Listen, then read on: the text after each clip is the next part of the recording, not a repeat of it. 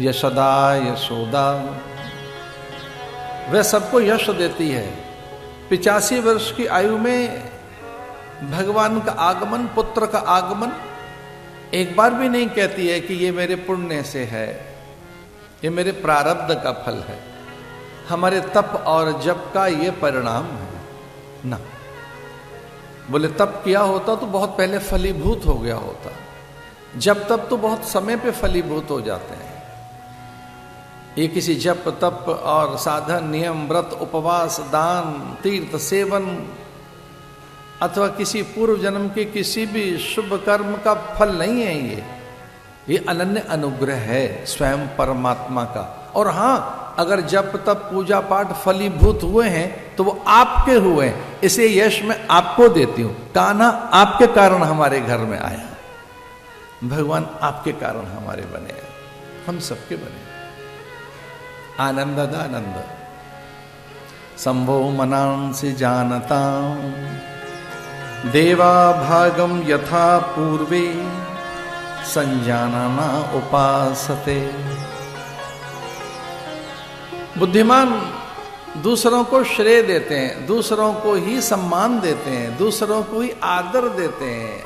आसपास घटित अपनी दिव्यताओं में कहते हैं ये अन्य का भाग हमें मिला है, ये उनका ही प्रसाद हमें मिला है। विद्या ददाति विनयम, विनय आएगी तो पात्रता आएगी, धर्म की सिद्धि होगी और फिर सकल अनुकूलताएं आपके पास आ जाएंगी। यहां विद्या नहीं आई, यहां तो विद्या का स्रोत आया है, विद्या का स्वामी आया है। विद्याधर आ गए, स्वयं भगवान आ गए। रमा रमण करने लगी, रोक नहीं पाई देवांगनाएं, यज्ञ पत्नियां, सुरबालाएं, अप्सराएं, गोपांगनाओं का वेश बनाकर वहां पहुंच गए। गिरिकंदराओं में बैठे हुए ऋषि मुनि जो परकाया प्रवेश कर सकते थे, वहां पहुंच गए। देखने में लगता है कि वो जाट छोरियां, किरात कन्याएं, कोल बालाएं, भील भगनियां लगती हैं वो, पर ऐसा नहीं। वे गुजरियां जो इतनी सुंदर थी, अप्सराएं चकित हैं उन्हें देखकर। रमा ने कहा ये है कौन?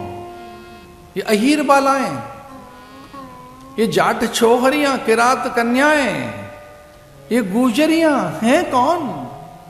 उनके अप्रतिम सौंदर्य को देखकर, उन गुजरियों के सौंदर्य को देखकर, उन अहीर बालाओं के, अहीर ललनाओं के, वो यादव कुल कन्याओं को देखकर उर्वशी, रंभा, मेनका लज्जित हो रही है कि अहीर की छोहरियां ऐसी हो सकती हैं? ये अहीर बालाएं, ये गुजर बालाएं, ये जाट कन्याएं, ये गुर्जर कन्याएं, अरे ये हैं कौन? उन गुर्जर कन्याओं को, अहीर बालाओं को, अहीर छोहरियों को, जाट बालाओं को, कृषक ललनाओं को, ब्राह्मण कन्याओं को, वणिक बेटियों को जो सेवा में लगी हैं, उन सबको चकित हैं देखकर। स्वर्ग की अप्सराएं, किनकी सेविकाएं ऐसी हैं कि उर्वशी लज्जित हो रही है। उनकी सेविकाएं वहां वो नित्य गौ का स्पर्श करती हैं, और वो सामान्य गौ नहीं है, वो सामान्य ग्वाल बाल नहीं है, वो भगवान की दिव्य चिन्मय शक्तियां हैं। भगवान अकेले नहीं आए, गौलोक की समग्र संपदा, सारी सामग्री उठा लाए। लक्ष्मी जी हर में प्रवेश कर गई, प्रत्येक में। अब वो जाट कन्याएं नहीं रही, किरात कन्याएं नहीं है, भील कृषक बालाएं नहीं है, वो ब्राह्मण ललनाएं नहीं है, और न वो अहीर छोहरियां हैं। उनमें अप्रतिम सौंदर्य, दिव्यता, अपूर्वता, उनमें क्या संतुष्टि, तृप्ति, क्या मुग्धता, माधुर्य, उनमें क्या पूर्णता। इसलिए वो अनुभव आनंद का अनुभव है उनका।